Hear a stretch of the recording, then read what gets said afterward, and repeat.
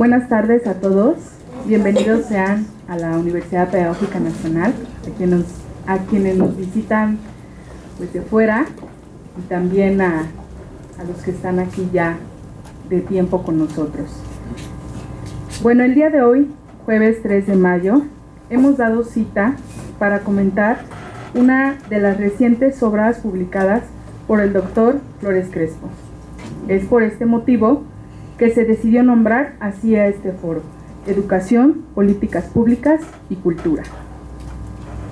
Antes de iniciar el foro, me gustaría hacer el siguiente comentario. Me parece que este foro es pertinente por dos cosas.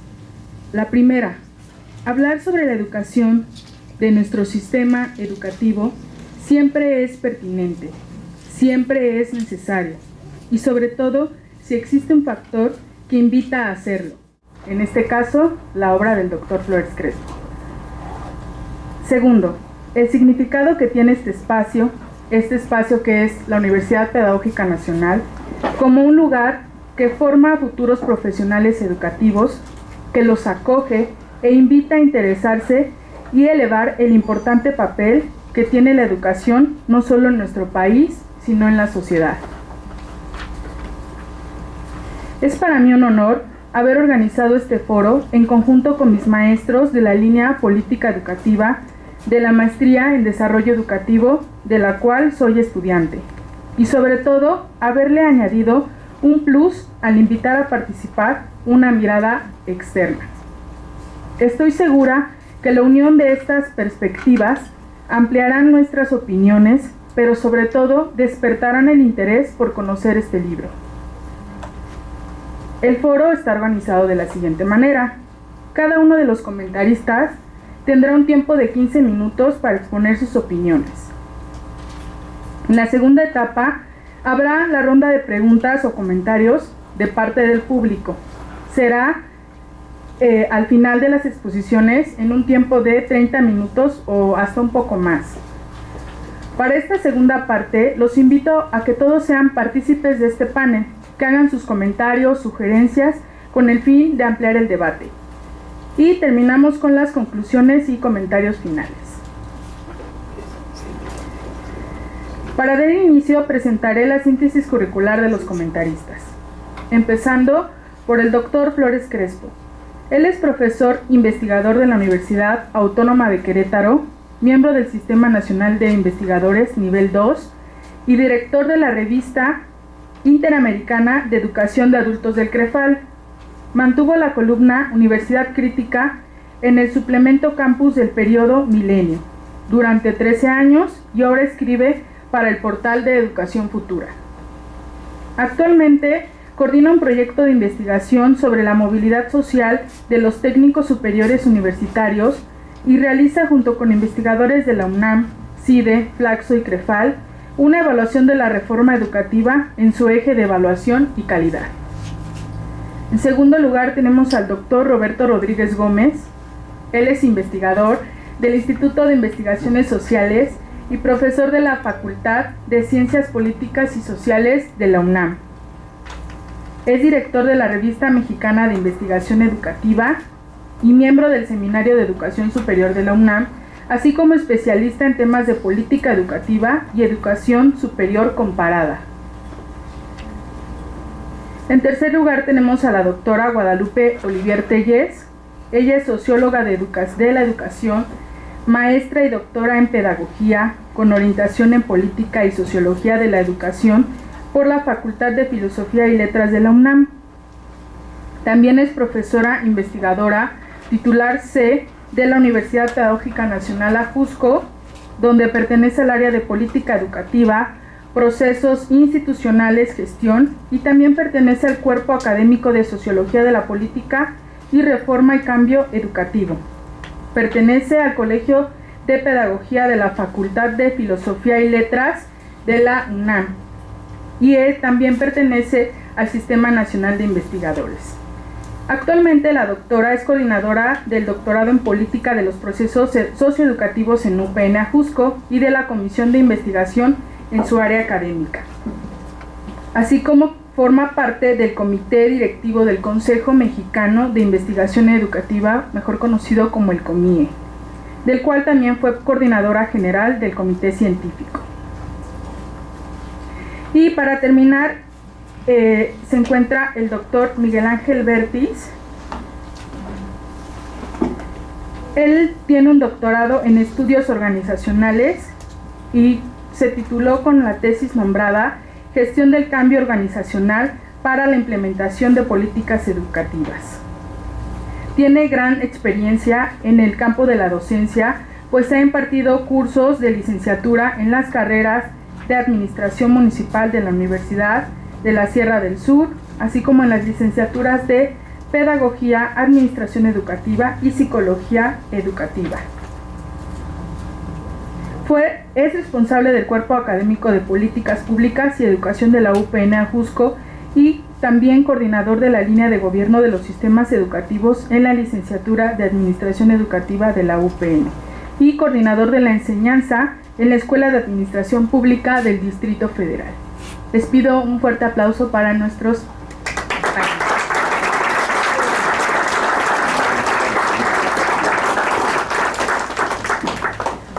Bueno, sin más preámbulos, demos inicio a este evento y le cedo la palabra al doctor Roberto Gómez y le agradezco su participación en este panel.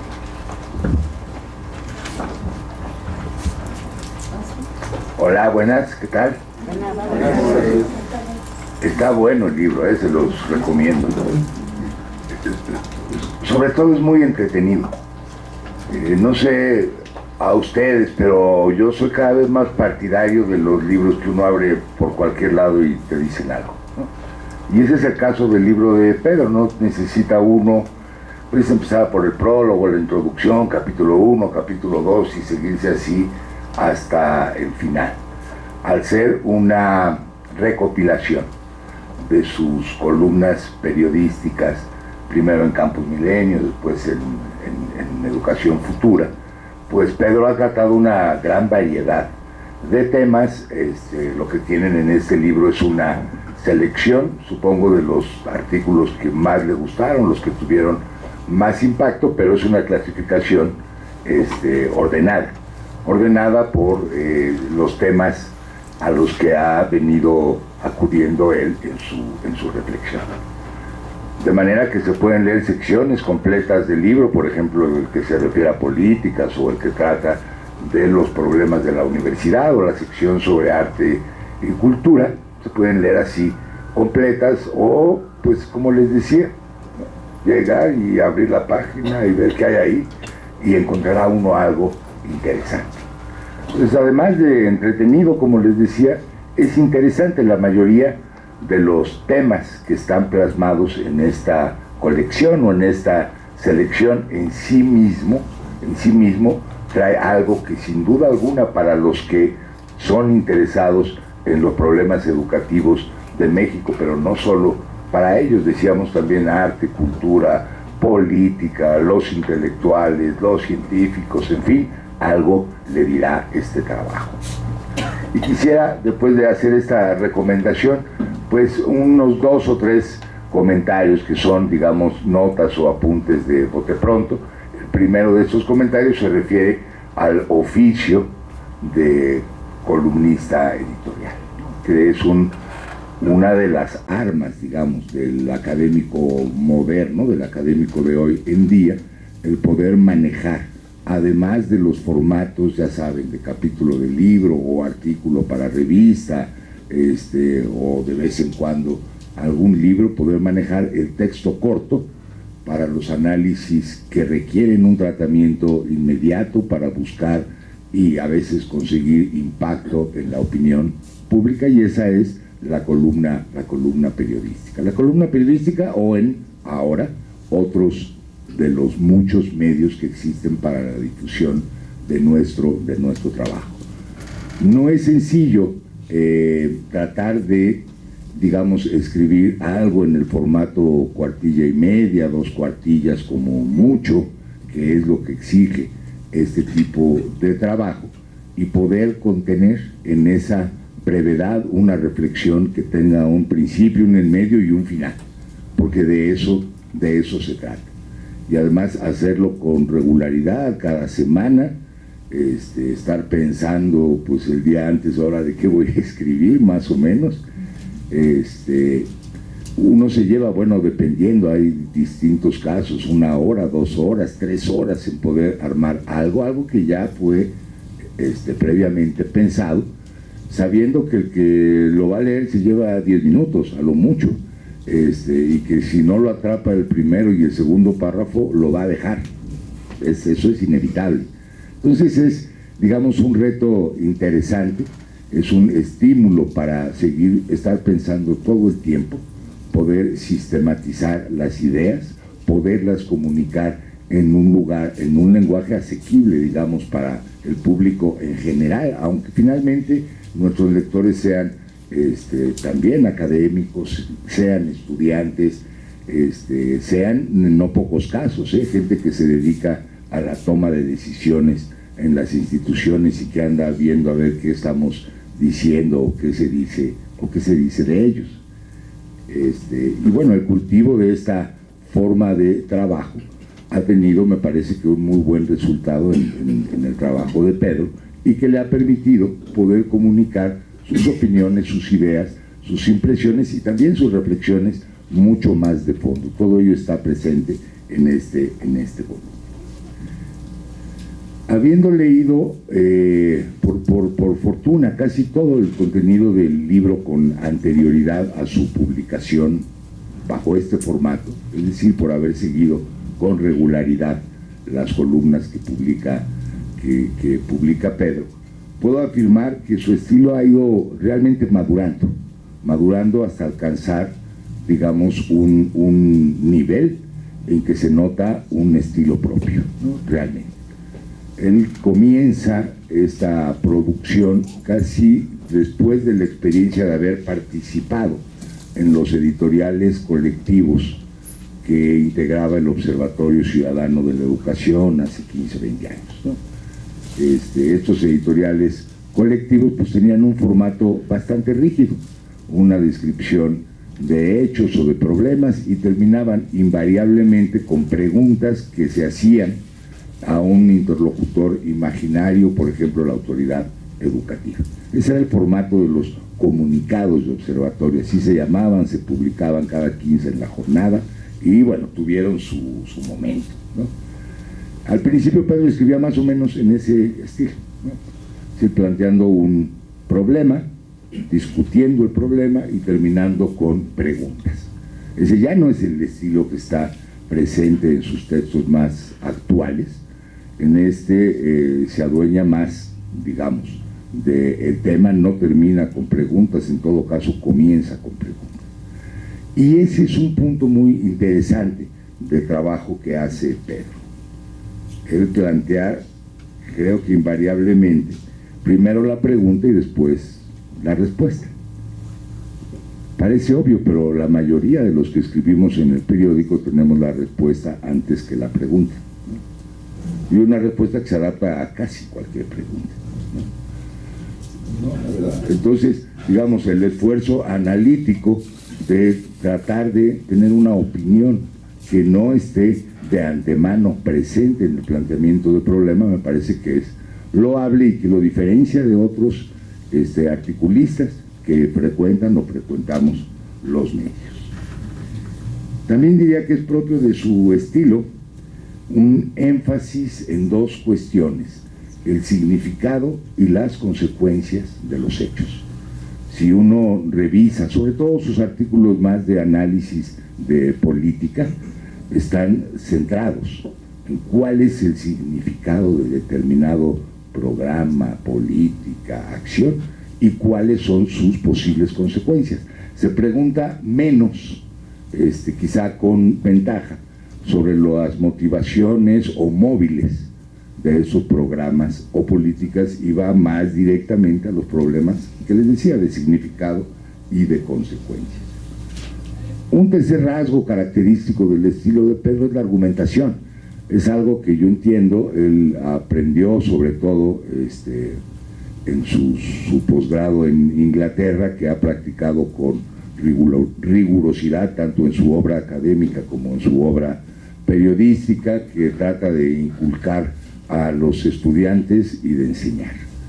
Es decir, el razonamiento argumentativo como el pilar más sólido de la comunicación de este tipo. Y si uno ve esos artículos, aún los que se dedican a temas más triviales, está presente un esfuerzo por argumentar permanentemente, y de que las conclusiones, lo que está presente siempre al final de cada artículo, haya sido sustentado en una cadena de argumentos. También está puesto allí, aunque me parece que bien oculto a veces, ¿no?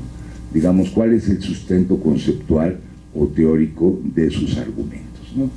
Pedro, yo diría que es más partidario de la filosofía social de base liberal, esto que empieza con Rawls y va a culminar, bueno, en buena medida en Amartya Sen, por ejemplo, tema que ha sido muy refrescante para nosotros, pues poder tener acceso a otra literatura y a otra bibliografía y a otros argumentos fuera de las teorías de la dependencia, teorías de la reproducción, es decir, a perspectivas diferentes sobre los mismos problemas que nos ocupan, como los de desigualdad, como los de causas del desempeño de estudiantes, de docentes o de los propios sistemas. Es decir, mira los mismos problemas pero con otros anteojos.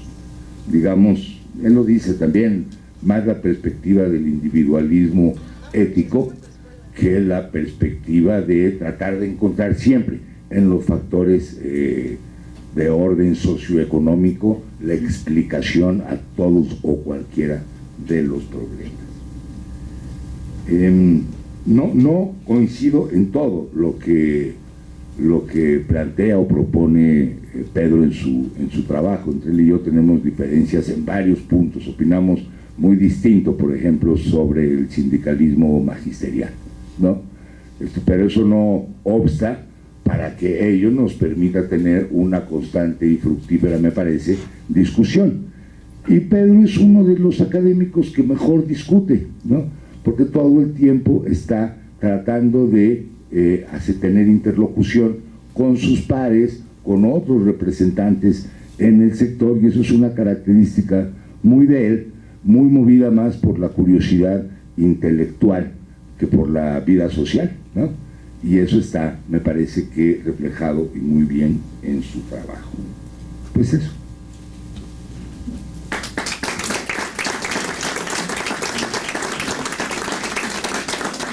Muchas gracias. Respetó el límite de tiempo. Muy bien, doctor. Gracias.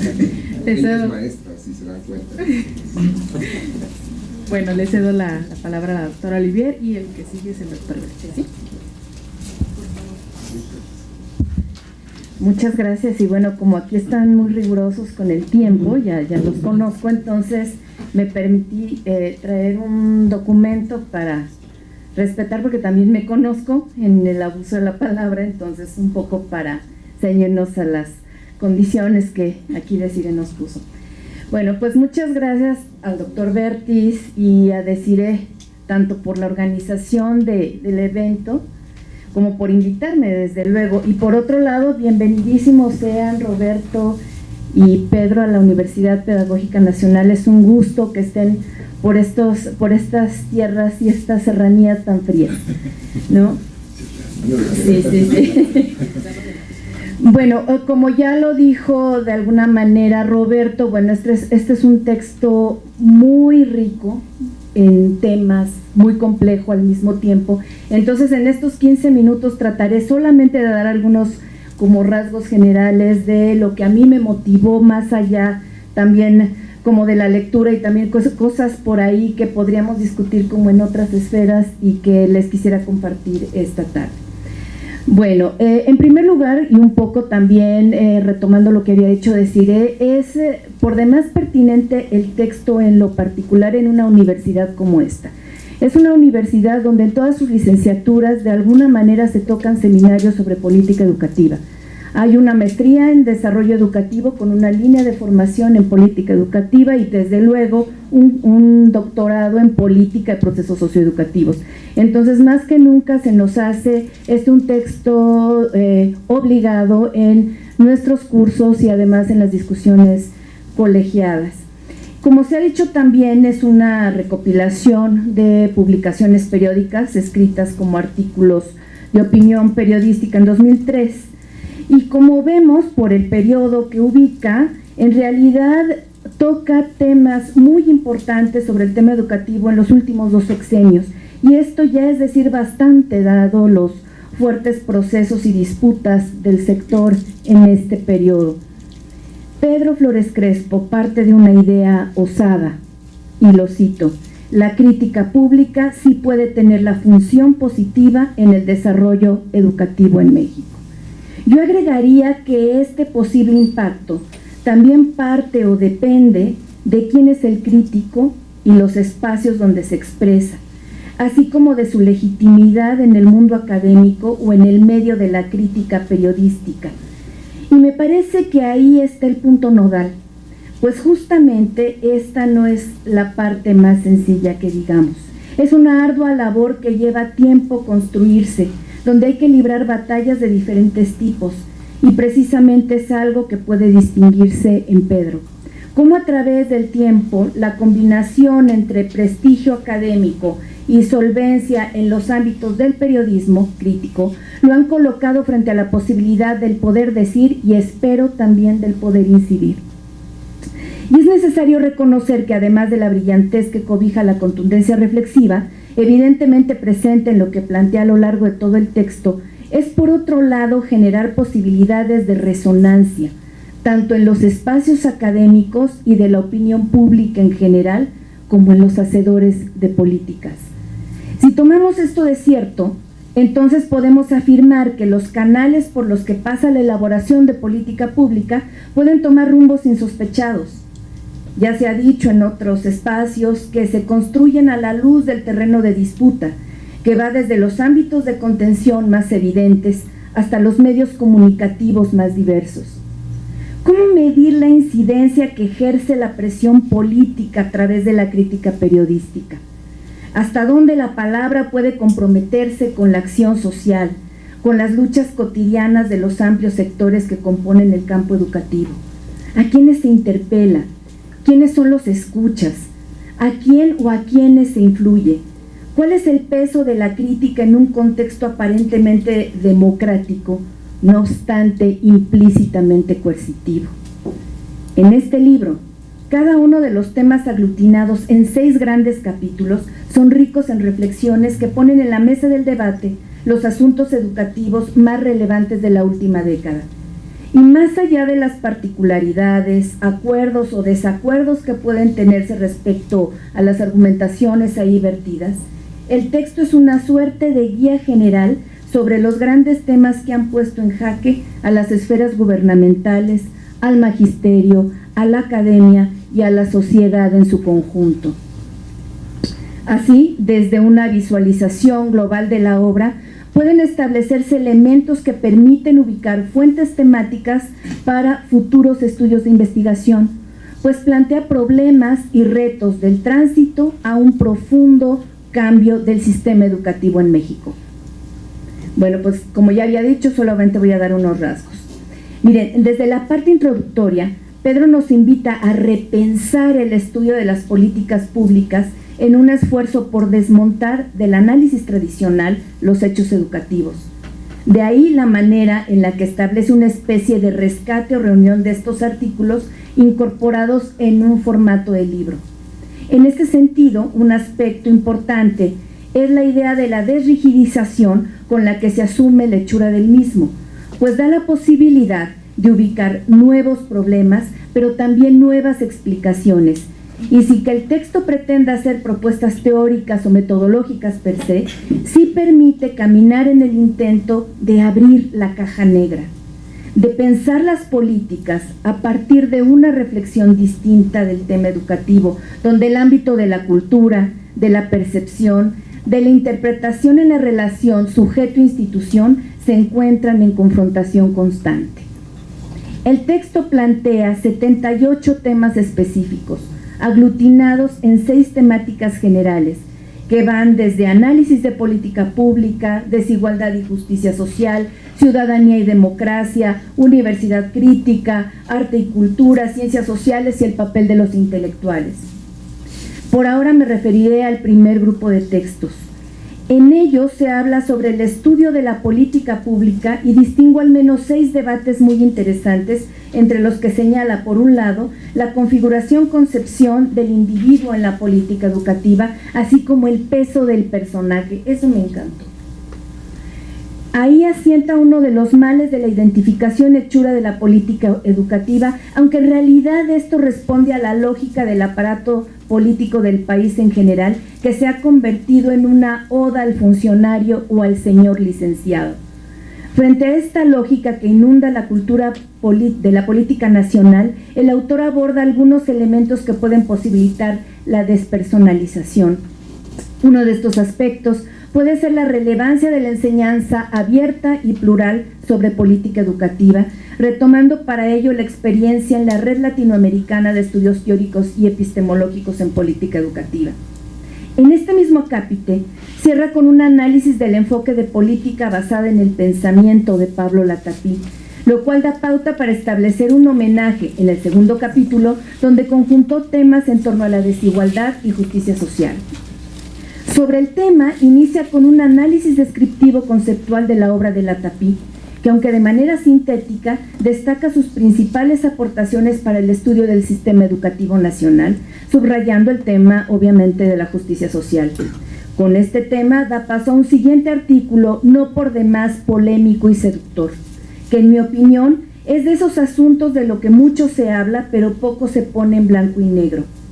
Las contradicciones permanentes que nos encontramos sobre la defensa pública a la educación pública, mientras que las acciones privadas, usualmente de los defensores de la educación pública, terminan en la práctica reforzando a la educación privada. Mucho habría que discutir en tan interesante tema. Me quedaría por el momento solamente en cómo se deslizan los temas de las inconsistencias de la postura académica frente a lo público y lo privado en educación. Con ello recordé cómo en el momento electoral por el que hoy transitamos, surgió por ahí un post en las redes sociodigitales que reza: si la reforma educativa es tan buena, ¿por qué los hijos de los candidatos no mandan a sus hijos a la escuela pública? En este tema tiene sentido el planteamiento que Pedro Flores pone en la mesa, pero si eso no fuera suficiente, el autor incorpora el tema de los impuestos a la educación de paga como un buen pretexto para cuestionar los posicionamientos al respecto de la izquierda mexicana. Y es que en el fondo de la discusión sobre lo público y privado también subyacen los asuntos de la desigualdad y justicia social, en tanto bastiones por la igualdad de oportunidades de acceso educativo, pero también en arraigos tanto ideales como de relaciones de clase sobre la calidad educativa, la que es o la que debiera ser. Y más específicamente en este punto, Pedro plantea aspectos muy interesantes sobre las profundidades que nos arraigan a procesos de injusticia, que se encuentran anclados en un contexto de desigualdad permanente emanado de nuestras propias estructuraciones culturales. Y en ese sentido, cuestiona a sus lectores si esta desigualdad es no solo por las élites económicas y políticas por razones obvias, sino que en el fondo recibe eco de una sociedad a todas luces fragmentada. Y al respecto plantea una pregunta, a mí sí me gustaron las preguntas, por demás contundente: ¿es verdad que gozamos siendo desiguales? En este mismo tenor, pone en cuestión las políticas de diferenciación institucional como medios para abatir las desigualdades, pero cuando éstas se expresan en personas y contextos reales, lejos de promover la igualdad, terminan dando el efecto contrario. Y en este sentido, terminamos siendo una sociedad poco eficiente que se expresa en acciones poco atinadas, que van desde los altos funcionarios públicos a pequeñas escalas de la burocracia y de la cotidianidad social. De ahí me parece bastante reveladora la pregunta con la que nos provoca en una parte de sus textos: ¿Por qué solamente los docentes tienen que ser los evaluados? Emerge entonces la clásica pregunta de quién evalúa al evaluador, de quién califica al de la mano flamígera que dicta las políticas, aplica las sanciones, nos quita y nos pone del SNI, promueve puestos, lanza candidatos y define presidentes. El mundo de los puntos y acreditaciones que nos ha convertido en obsesivos acumuladores de evidencias en un mundo signado por el estímulo-respuesta. Y todo esto en aras de la mejora educativa. Luego entonces de un desarrollo social que combata desigualdades, que nos lleve a una sociedad de oportunidades para todos. Y después de tanta historia de evaluaciones fragmentadas, ¿qué ha mejorado en el campo educativo? ¿Hemos mejorado como sociedad en nuestra calidad de vida? Sin duda, resultados poco halagüeños. Precisamente en esta reflexión es que quisiera retomar uno de los aspectos discutidos por Pedro, que me parece por demás importante. Un asunto muy olvidado en el quehacer de la investigación académica, y es el relacionado con la vejez. Y frente a un dato escalofriante, donde señala que el 27% de los adultos mayores no cuentan con escolaridad alguna, lanza una belleza de pregunta. ¿Hubieran sido estos adultos más felices si hubieran ido a la escuela o a la universidad? Y precisamente esta pregunta, aparentemente sencilla, nos mueve hacia la reflexión sobre el papel de las instituciones superiores como motores del desarrollo y bienestar social. El papel de los académicos en su labor formativa e investigativa, aunque en medio de contradicciones y disputas, pero también el de los estudiantes en sus procesos de acción colectiva, pero igualmente en sus desmovilizaciones y apatías. En algún punto Pedro se pregunta si las universidades del país promueven capacidad de razonamiento respecto a lo político y lo ideológico. Y en este sentido, no me quedó más que clavarme en el apartado donde establece su análisis sobre las elecciones del 2012 y los procesos que cobijaron ese acontecimiento. Me pareció bastante ilustrativo y contrastante con los procesos electorales de hoy día, con constatar el relato de la acción de estudiantes en aquel momento, de lo que desde su perspectiva se expresó socialmente en una suerte de configuración de cultura política a la mexicana, y mirarse a través del tiempo presente en sus resonancias. Hoy, a 6 años del mismo proceso, resulta mucho más que un asunto anecdotario. Permite comparar actitudes sociales, expresiones políticas diversas, configuraciones y tendencias que se expresaban entonces sobre lo educativo frente a los posicionamientos de los candidatos, los contextos transformados, los puntos ciegos, y rescatar lo que en el momento aquel quedó como una huella profunda, donde cabe la idea de Pedro al señalar que, y aquí vuelvo a citar, las elecciones, sus resultados y la reacción de algunos actores políticos están poniendo a prueba a los académicos y a la inteligencia mexicana. En efecto, volvemos a subirnos en la misma montaña rusa, pero en algunos casos en carros distintos. Un 12 de julio de 2012, Pedro invitaba a sus lectores a impulsar la voz del académico crítico e independiente, en un contexto donde los estudiantes de signos diversos recién movían al país, donde desde ese momento se iniciaría lo que en mi opinión fue el choque frontal con quien sería el presidente de México, y que ha prevalecido como tendencia contenciosa durante todo el sexenio. Lo que eventualmente podríamos llamar como una política del terror hacia los jóvenes ha tenido en jaque a ese sector de la población en una avanzada violenta más profundizada que en el sexenio calderonista. ¿Cómo se posicionan hoy políticamente los jóvenes y estudiantes en torno a los procesos electorales? Frente a las resonancias de ese pasado inmediato marcado inevitablemente por el Yo Soy 132. ¿Cómo se posicionan y actúan o se resisten cuando hemos transitado por un régimen en el cual las desapariciones forzadas de jóvenes, hombres y mujeres entre los 15 y 39 años son el signo de nuestro tiempo? ¿Será acaso una consecuencia de un hombre que desde el principio se confrontó con los estudiantes? Según cifras muy modestas del Registro Nacional de Personas Extraviadas o Desaparecidas, en su informe 2017, poco más del 61% del total de desapariciones en México son de ese rango, entre los 15 y 39 años, pero en ese fragmento el 70% aproximadamente son de jóvenes entre los 15 y 29 años. Más allá de mis especulaciones, es interesante ver cómo aun cuando los contextos cambian, la influencia mediática acrecentada nos somete a nuevas formas de debatir y de posicionamientos desde la complejidad de los diversos ámbitos académicos como el que se expresa en este libro y motivan a pensar otras cosas. Finalmente, la riqueza de temas que se contienen en el texto en este corto tiempo no me permiten más que plantear de manera muy dispersa y general, como ya lo constataron, solo algunas reflexiones a manera de posibles discusiones más profundas. Dejemos estos breves planteamientos para abrir boca. Muchas gracias.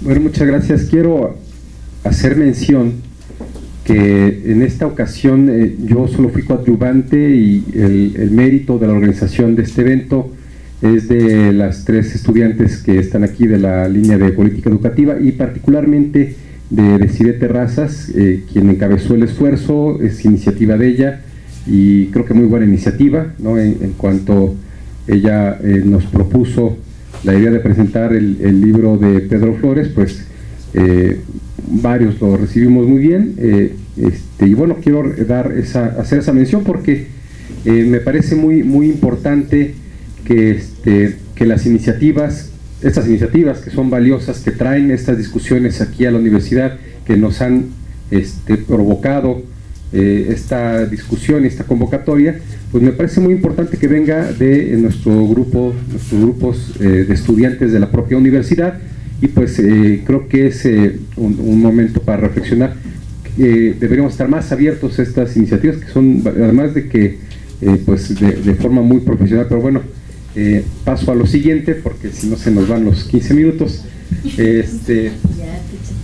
Ya perdí 5 en esto.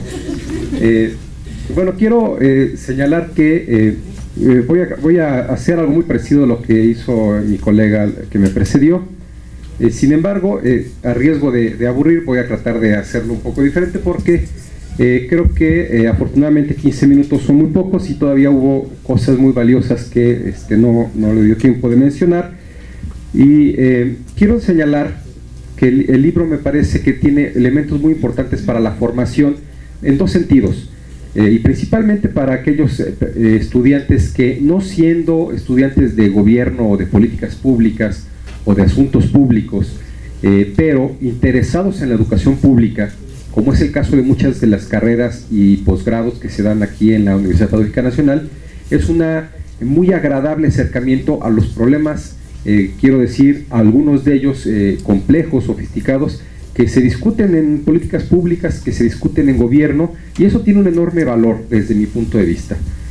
Quiero señalar que, por capítulos, el capítulo 1 que intituló Pedro Análisis de Políticas Públicas, en este capítulo particularmente hace mucho eco lo que acabo de decir, porque hay temas como los primeros que aborda que tiene que ver con reflexiones epistemológicas en el campo de las políticas públicas, es decir, la naturaleza de los sujetos, la naturaleza de los actores, ¿no? Diferenciar esta discusión que él presenta sobre, en algunos artículos que él escribió sobre la despersonificación de las políticas públicas o de las políticas educativas, diferenciar, poner en su justa dimensión al actor, la naturaleza de los actores y al sistema y las características y restricciones que representa para las personas o los sujetos que se mueven dentro del sistema con sus diferentes intereses. En el fondo es una enorme discusión, es decir, eso, y lo hace de forma muy amable. En 2 cuartillas nos presenta una discusión epistemológica que pudiera ser compleja, y eso tiene un valor también en otro sentido, que en otro foro de la semana pasada lo discutíamos aquí en la Semana de la Administración Educativa, cuando estábamos hablando sobre la difusión de la ciencia.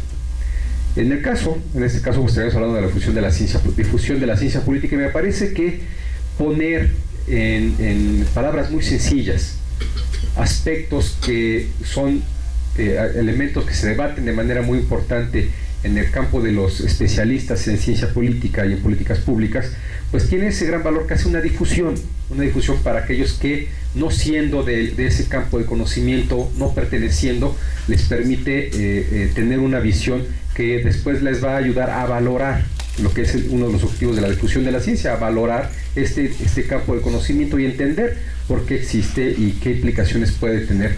Esto también lo aborda en otro capítulo. Bueno, este primer capítulo, para no irme en desorden, lo cierra con algunas reflexiones sobre justamente la difusión. Él hace un artículo, escribe un artículo que está aquí mismo, que se pregunta por qué enseñar políticas públicas. Y tiene que ver con esto, es decir, la difusión de este campo de conocimiento permite tener una mayor claridad de cómo se atienden estos problemas, ¿no? Entender temas importantes, otros temas que aborda en otros artículos que le siguen, que tienen que ver con por qué hay transferencia de política. Es decir, él nos hace una presentación que seguramente muchos no van a estar de acuerdo, pero ese es el punto de difundir las discusiones que se dan en ciencia política, en políticas públicas, cómo se transfieren, cómo es que llegamos a tener una política educativa que es muy parecida aquí en Estados Unidos o en otro país. Bueno, él aborda el tema al revés, dice, ¿por qué en Estados Unidos hay políticas que se parecen a las mexicanas? Pero también al revés, ¿por qué existe esta idea de que hay transferencia de políticas? Que no es una idea simple, sí existe transferencia de políticas, se emulan las políticas, los modelos se adoptan, pero sí en una ruta que él nos presenta, que en un campo de estudio muy particular podría llevar varios textos para poderlos entender, y que él nos presenta de una forma muy amable. En el capítulo 2, que lo llama Desigualdad y Justicia Social, igualmente es un capítulo que me parece importante por los temas que discute. En realidad nos pone al alcance de unas 2 cuartillas la comprensión de tesis muy importantes que se discute, como las tesis, no solamente la de la Tapique, pues claramente tiene ahí un seguimiento en más de un artículo sobre sus planteamientos, pero también planteamientos como los de John Rawls, los de Amartya Sen, los de Zweig, que tienen que ver con los planteamientos fundamentales sobre el tema de la desigualdad y la justicia social. Recorre en esto no solamente los planteamientos de los autores, sino también recorre aspectos en otros artículos que tienen que ver con las soluciones o cómo abordar las soluciones en políticas públicas, como pues, los arreglos institucionales, es decir, el cambio de reglas del juego, el análisis de la cultura, y también nos presenta debates sobre temas como las soluciones universales o las soluciones más focalizadas, y esto me parece importante porque son temas que se discuten en ciencia política. Nosotros podemos tomar algún libro de la biblioteca y nos vamos a encontrar con estas discusiones, un libro de la biblioteca de un tema especializado sobre desigualdad, sobre equidad distributiva, sobre justicia social, sobre políticas de equidad, y vamos a encontrar estos temas, estas discusiones. En la misma acción del gobierno nosotros podemos ver que hay políticas públicas que nos proponen que las soluciones para mejorar la equidad tienen que ver con una base universal de bienes, y hay otros que nos proponen pues acciones más focalizadas, no darle a todos lo mismo, sino a algunos aquellas cosas que más les hacen falta, y esas son las discusiones que él nos pone de una forma muy ligera en la lectura. Esto también hay que, ya se ha señalado, es un elemento de este libro que me parece importante. Como decían, pues se puede abrir en cualquier lado, y además en 2 cuartillas, en 3, algunos son más de 2 cuartillas, pero en muy pocos párrafos, en una lectura de 10 minutos, nosotros podemos tener ahí la discusión de un tema, ¿no? De estos temas que estoy hablando, que si nosotros quisiéramos hacer de forma enciclopédica este conocimiento, pues llevaríamos varios volúmenes de una biblioteca, tendríamos que leer la biblioteca de Pedro Flores, y él nos los regala amablemente en algunas páginas. El capítulo 3 lo llama Ciudadanía y Educación. Este capítulo a lo mejor es menos cargado en términos de este primer propósito, que me parece importante. El primer propósito que comentaba era el de acercar, o el de poner al conocimiento de los interesados en educación los temas de la política educativa, y el segundo es el de la difusión de la ciencia política. Pero aquí aborda también algunas reflexiones. Este capítulo me parece que está lleno de más reflexiones en términos más reflexiones personales que los anteriores, que lo que nos propone, además de su opinión, son algunos planteamientos teóricos que son de importancia para la discusión de la política educativa. Aquí nos pone, claro, elementos fundamentales, ¿no?, sobre la educación de valores, la libertad, el Estado de Derecho, la participación social, como elementos fundamentales de estas categorías que él denomina ciudadanía y educación. Discute elementos también como reflejo o temas que son reflejo de estos elementos, la intolerancia, el autoritarismo, y eso es importante porque muchas veces no nos damos cuenta que existen estos elementos o los dejamos de ver por, a lo mejor, pues porque las instituciones están cargadas de eso y están presentes de forma constante, pero el análisis de las políticas o de las soluciones que en educación pueden darse a veces reflejan estas reflexiones que tenemos que considerar.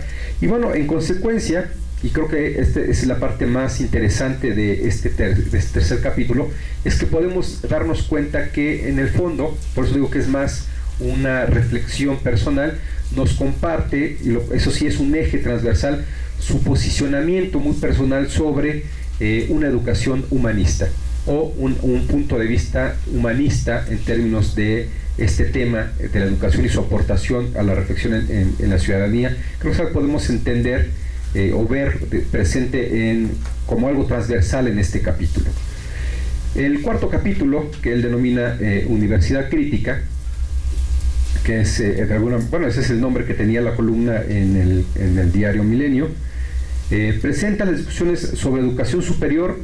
Y aquí recupera muchos temas, no solamente de política educativa, sino de la vida universitaria. Me parece que esto es de interés particular, tal vez es muy particular, nos engancha a muchos, pero particularmente a los que trabajamos y vivimos las universidades de forma más intensa.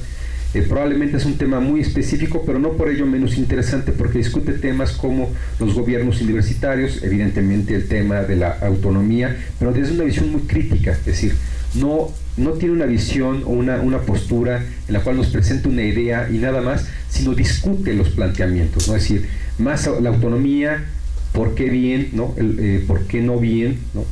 Y presenta por lo tanto un buen balance de objetividad, no solamente de opinión, de valoración, sino un buen balance sobre la objetividad de cada uno de los planteamientos, y claro, con algunas opiniones en temas polémicos, que han sido polémicos a través de algunos eventos de la época de estos artículos, como lo ha sido, bueno, la injerencia del gobierno en las universidades, como lo ha sido el tema de las elecciones cuando hubo el movimiento estudiantil de Yo Soy número 43, y también temas como los eventos que pasaron en la UACM cuando hubo conflicto por la rectoría. Es decir, nos aborda temas de interés y nos da una explicación a partir de estos temas, pero en un balance muy claro de objetividad. Pone los argumentos, los discute y eventualmente, claro, nos da una opinión, pero por lo menos podemos ver cuáles son las diferentes visiones de lo que se puede discutir en esos temas.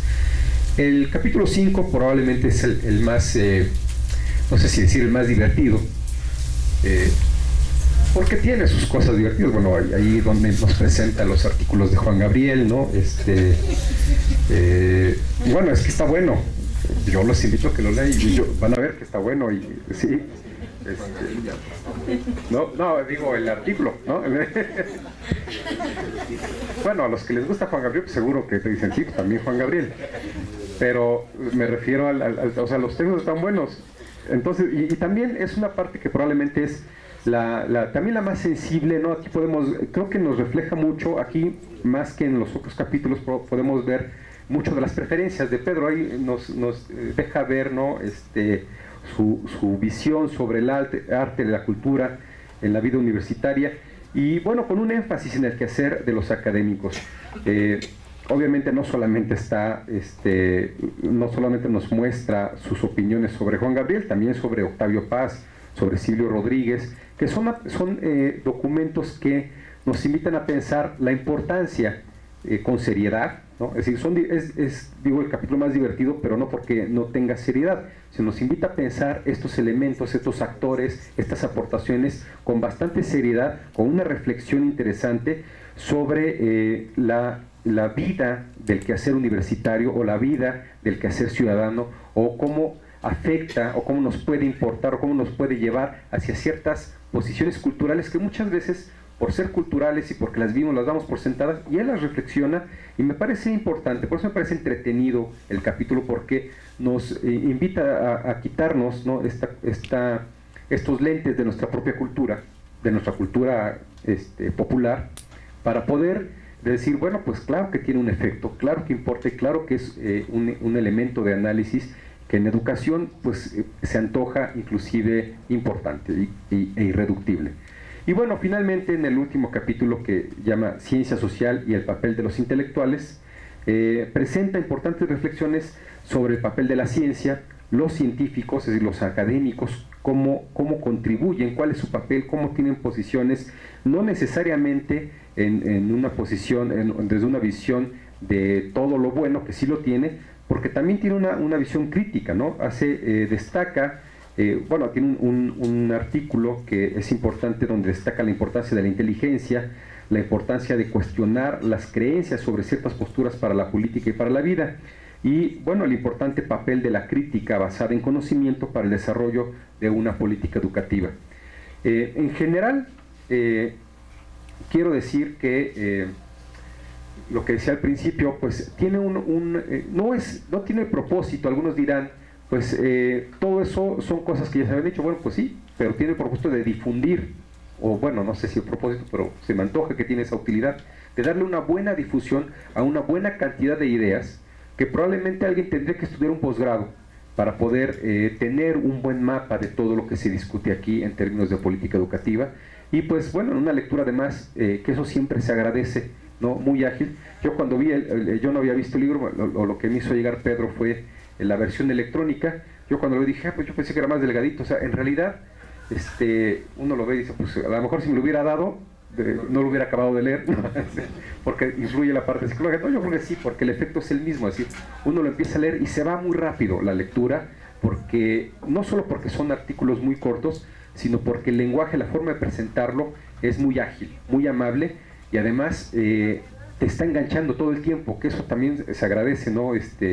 Como pasa de un tema a otro con bastante velocidad en la lectura, pues uno se engancha en el siguiente tema en el segundo párrafo, y entonces pasa una cuartilla, la segunda, y ya se vuelve a enganchar en el siguiente tema, en el siguiente párrafo, y uno se da cuenta que ya se leyó la mitad del libro en un ratito. Entonces se va muy ágil, es muy amable, muy interesante, y la experiencia, lo que les estoy comentando, la vivencia de tener el libro en las manos, de estarlo leyendo, es también muy satisfactoria por lo mismo, ¿no? Llegó el momento en que abrí mi carpeta y dije, ay, pues voy a empezar a anotar, ¿no? Porque había cosas interesantes, y eso es algo que no había reflexionado, y anoto cosas para después repensarlas, ¿no? Bueno, a lo mejor es un vicio que todos los académicos tenemos, o muchos, pero bueno, en este libro me surgía porque me enganchaba con otro tema y con otro tema, y siempre es interesante. Bueno, pues ese es el comentario. Pues felicidades por el libro, pues gracias a esta iniciativa de las estudiantes de la línea de política educativa, y pues démosle la palabra al autor del libro para que nos dé sus comentarios. Muchas gracias.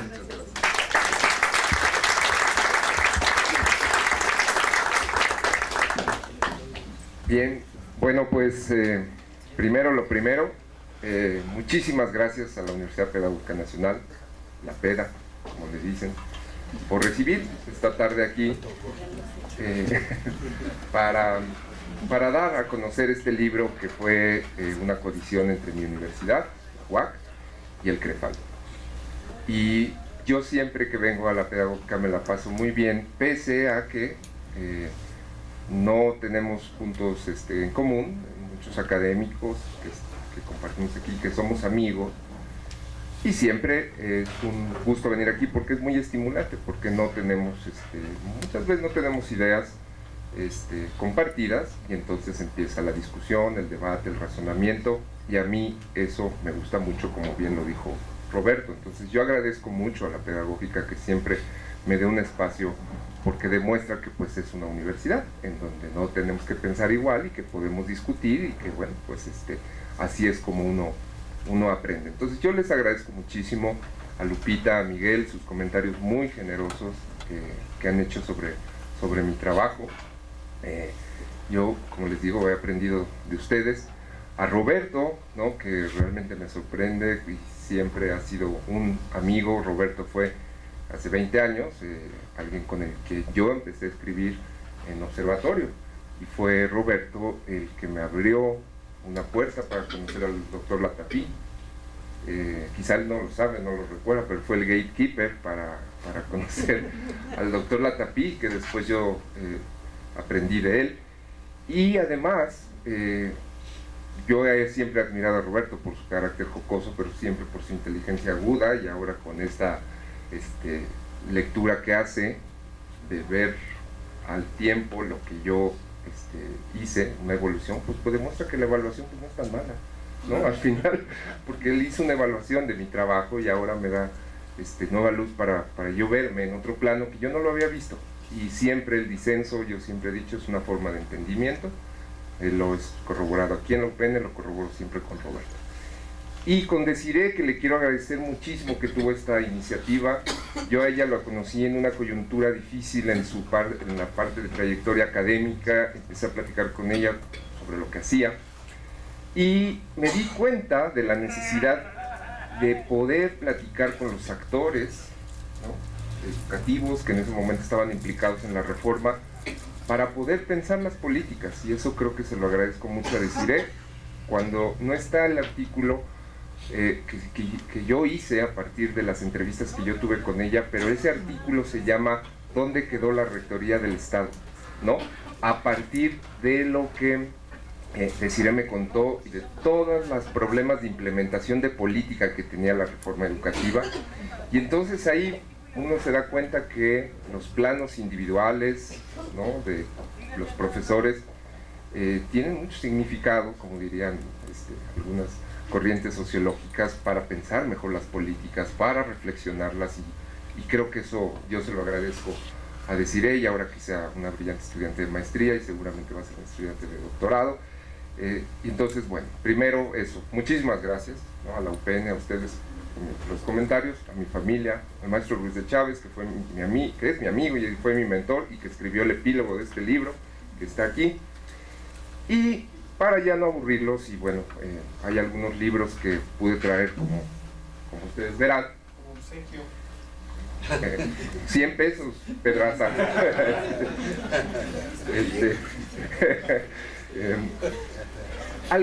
Quisiera comentar algunas lecciones de haber escrito este libro, porque veo aquí muchos estudiantes, ¿no?, y que creo que es importante comentarle a alguien que, bueno, tiene un poquito más de tiempo haciendo estas cosas, porque creo que es importante comentar qué lecciones he aprendido de haber escrito este libro. Miren, creo que el hecho de plantearse que la crítica pública sirve para el desarrollo de las políticas es algo que me ha movido todo el tiempo y que lo he tratado de hacer, y no estoy seguro si eso ha resultado o no, pero lo que sí he visto es que ese tipo de críticas, ese tipo de voz que usamos los académicos en medios como el periódico o los portales, nos reúne y nos junta con otras voces que no necesariamente son que concuerdan con uno, pero que uno tiene posibilidades de discutir, y eso creo que es muy importante y a mí me ha enriquecido mucho,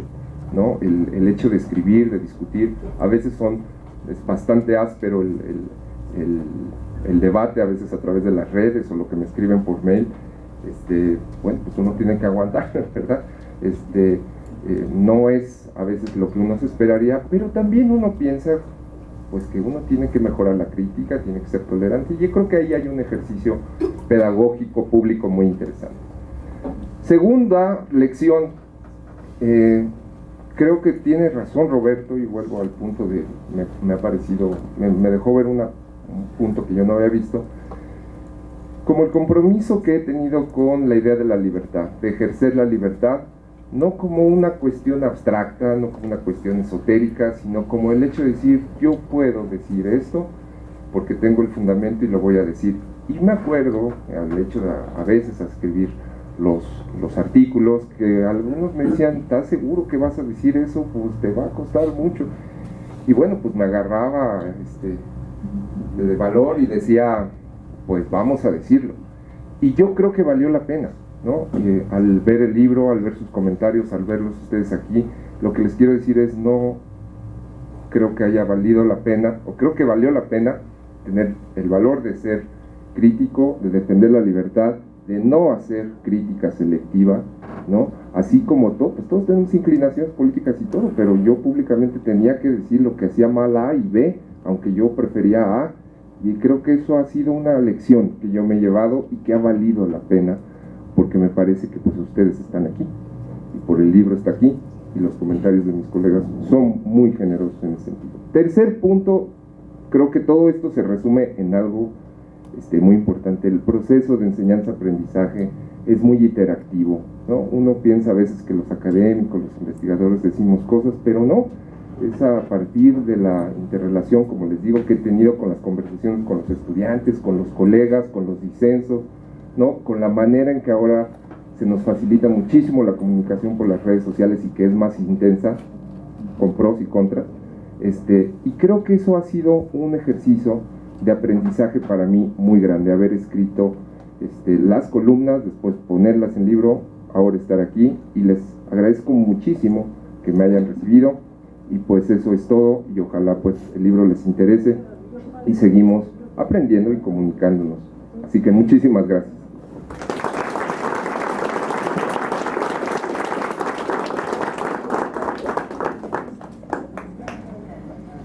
Bueno, pues es momento de escucharlos ustedes, público, que nos hagan llegar sus preguntas y comentarios. Ya tenemos a... Pueden al ser las primer preguntas maestro. para todos. Sí, claro, para todos. Sí, adelante, maestro. Gracias. Bueno, yo quiero intervenir en dos cosas nada más, pero muy breve. La primera es resaltar el valor de este acto académico que ustedes organizaron, primero por la presencia aquí de un investigador de la talla de Roberto Rodríguez de la UNAM, que muy pocas veces hay oportunidades de convivir con él, y bueno, este es un mérito del acto en su conjunto, ¿no? Y otra, escuchar a colegas de aquí internos como Guadalupe Olivier o como Miguel Ángel Vértiz, que también aportaron con sus comentarios aportaron también al libro, o sea, no únicamente comentaron el libro, sino que hicieron aportaciones propias. Entonces creo que eso es el primer valor que debemos de reconocer en este acto que organizaron. Yo no sabía que los estudiantes, hasta ahora me entero, pero pues lo organizaron muy bien. Y la segunda cosa es que, aparte de que concuerdo con los aportes que hicieron los comentaristas, yo nada más quería agregar un aporte fundamental que hizo el libro de Pedro Flores Crespo, que me parece que debe de resaltarse también. Y ese aporte es el modelo pedagógico que él adoptó en este libro. Es un claro ejemplo de lo que se conoce como el ensamblaje polímata. Es decir, poli muchos, mata aprendizajes o saberes que provienen de diferentes fuentes.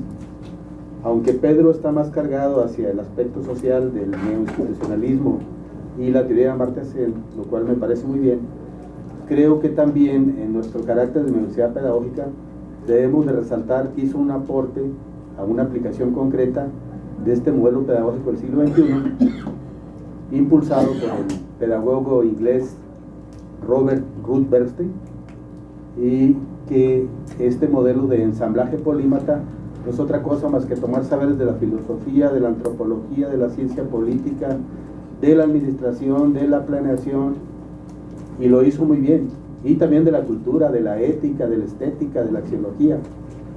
Y yo creo que el propio Pedro Flores está consciente de este aporte que él hace, ¿no? ¿Por qué? Además no tiene por qué, porque él no es pedagogo, sino es politólogo, ¿no? Pues creo. Y lo hizo de una manera muy brillante. Entonces yo quiero felicitar al autor Su libro me gustó mucho, lo leí igual que Miguel Ángel Vértiz en el internet. También sentí la impresión que tú, que era un libro pero ya me doy cuenta que es un libro grande, y entonces pues yo creo que vale la pena tenerlo en físico. Entonces quedé muy encantado con el libro, ¿no? Es un libro muy bueno, de una lectura muy ágil, y coincido con lo que dijo Vértiz, ¿no? O sea, se lee rápidamente esto justamente por la claridad de las ideas. Entonces quisiera hacer una felicitación personal al autor y decirle que aunque ya lo leí en internet, voy a comprar su libro en físico también. Gracias. Muchas gracias, maestro. ¿Alguien más?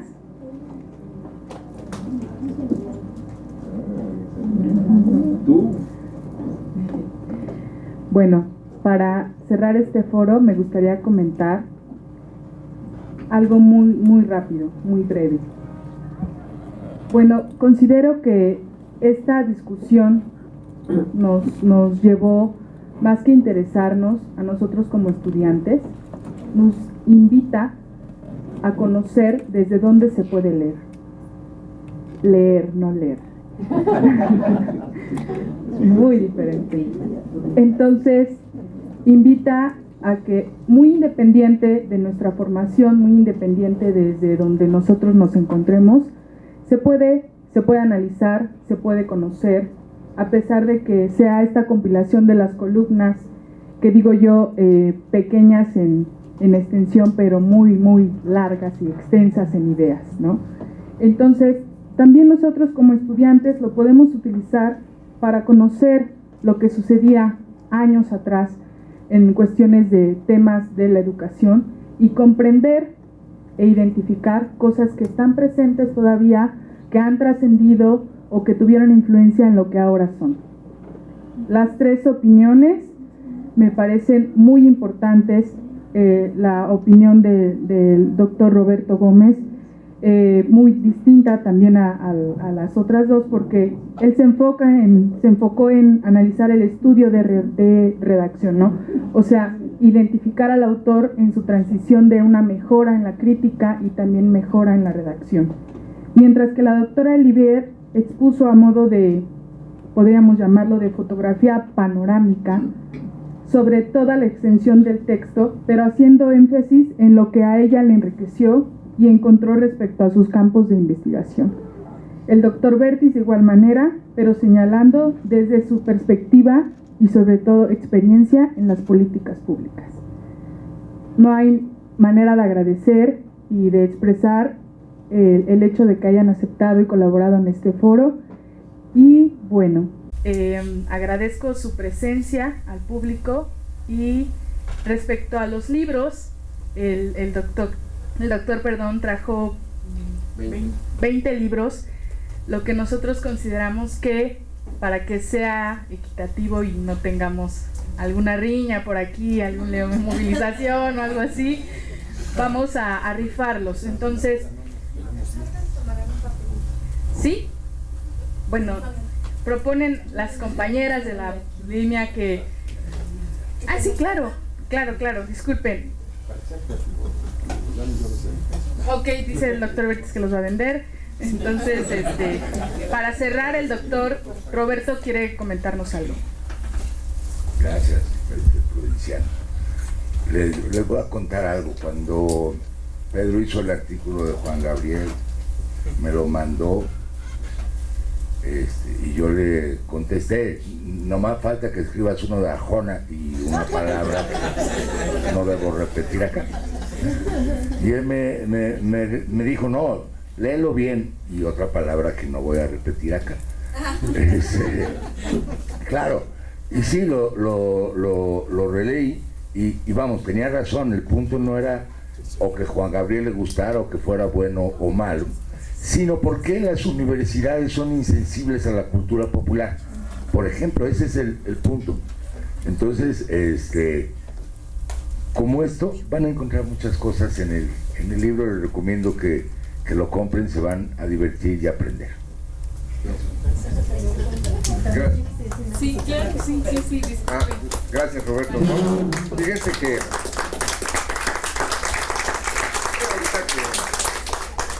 ahorita que estoy diciendo que, bueno, una lección fue de aprendizaje, pues, ¿no? Hacer el libro, ahorita los comentarios que tienen, y ahorita a raíz del comentario de Prudenciano, a mí me parece que a veces los artistas son muchísimo más sensibles y más precisos en decir cosas que a veces los académicos, ¿no? Y eso es algo que me intrigaba mucho.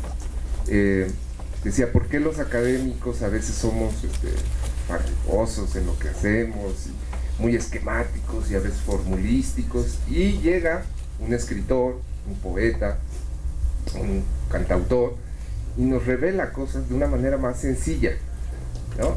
Eso es algo que a mí me ha integrado, que es una parte del aprendizaje, de cómo el aprendizaje puede ser no escolarizado, rígido, ¿no? De esa manera. Entonces, en esto de otra vez del artículo de Juan Gabriel, que yo creo que fue de los más famosos,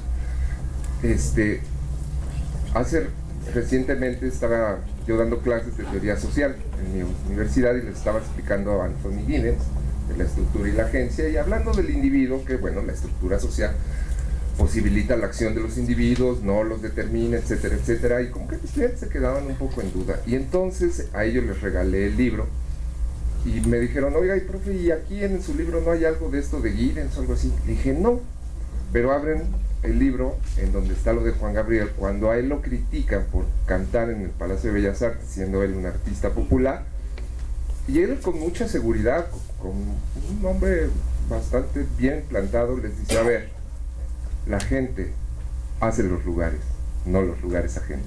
Le dije, eso es Giddens, ¿no? Más o menos explicado, ¿no? Eso es Giddens. Entonces les decía, Juanga, platica con Giddens, en algún sentido, ¿no? Creo que es ese tipo, ¿no?, de recursos los cuales están en la cultura, están en nuestra música popular, en la literatura, que a veces los excluimos de las partes formales, escolarizadas, y creo que podría ser más divertido y entretenido aprender a través de esos grandes compositores o artistas. Bueno, nada más algo rapidísimo que debía agregar es que todo ese conjunto de especulaciones, de brailleces y demás que me escucharon es a partir de tu culpa, obviamente, porque estaba yo leyendo cosas y bueno, y trataba yo de hacer la típica reseña del libro de las presentaciones y no podía, siempre se me iba inmediatamente a reflexionar sobre alguna cosa y me daban ganas de tenerte ahí y en ese momento empezarte, oye, es que fíjate qué tal, ¿no? Entonces llegó un momento en que dije, tengo que frenar esto y tengo que escoger algunos temas, porque todo el tiempo eso es lo que provoca el texto, estar pensando más allá y esquemáticamente de lo que el texto viene tal cual, sino todo el tiempo irse a otro tipo de referentes. Entonces es como una suerte de corolario esto que estoy diciendo respecto a lo que me inspiró en este sentido. Por eso pienso, y retomando otra vez, ya está multicitado Chano aquí, pero es el asunto de la importancia didáctica, digamos, de llevarte esto a las aulas, ¿no? Ya hasta inmediatamente pensé, esto lo podríamos articular al tema fulano de tal, donde ese tipo de ejemplos que haces respecto a Giddens, por ejemplo, inmediatamente yo pensaba, es que si leen esta parte, entonces ya reforzaría yo el tema fulano de tal, ¿no? Nada más es por ahí. ¿También? Pues no sé, si quieres. No, bueno, es que en realidad se presta porque justamente el libro trae tantos temas y se vuelven,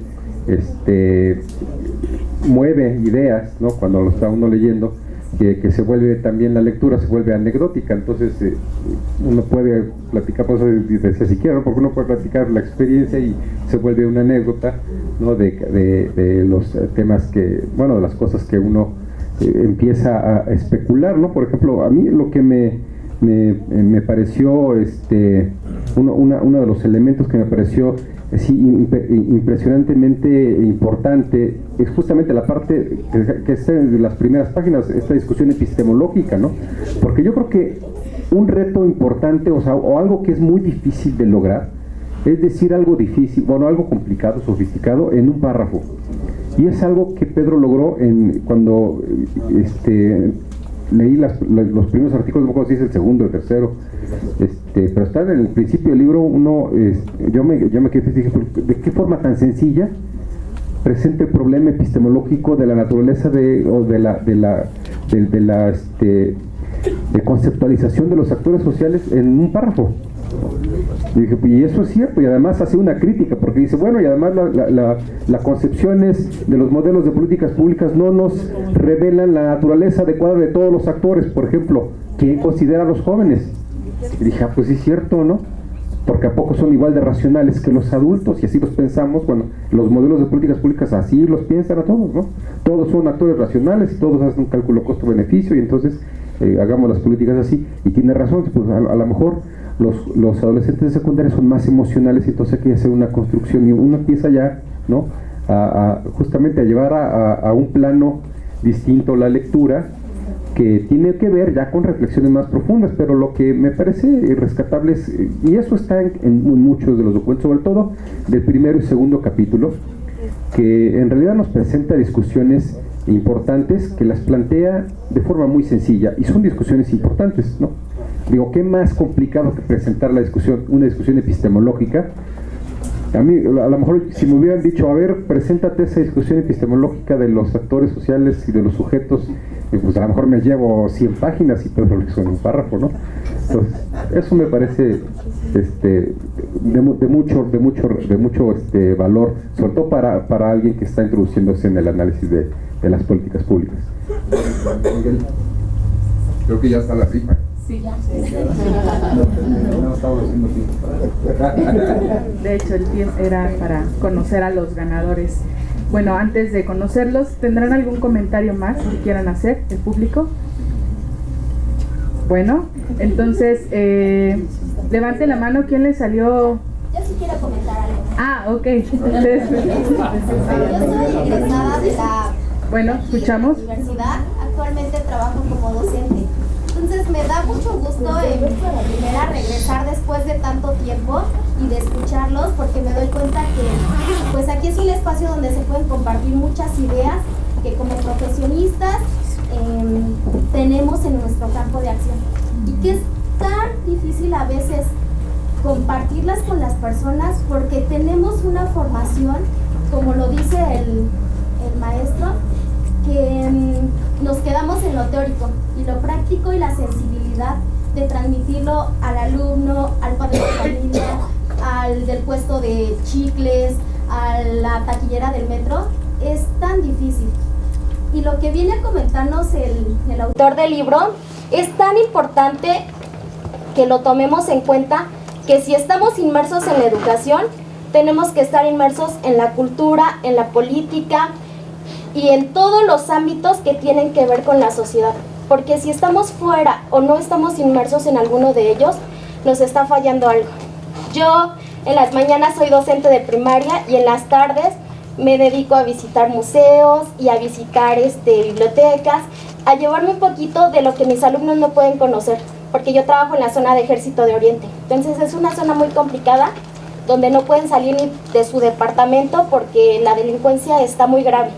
Entonces lo que yo hago es tomar fotografías, llego y les comento, y cuando hay oportunidad los cito en un espacio y vamos a ver murales de Bellas Artes.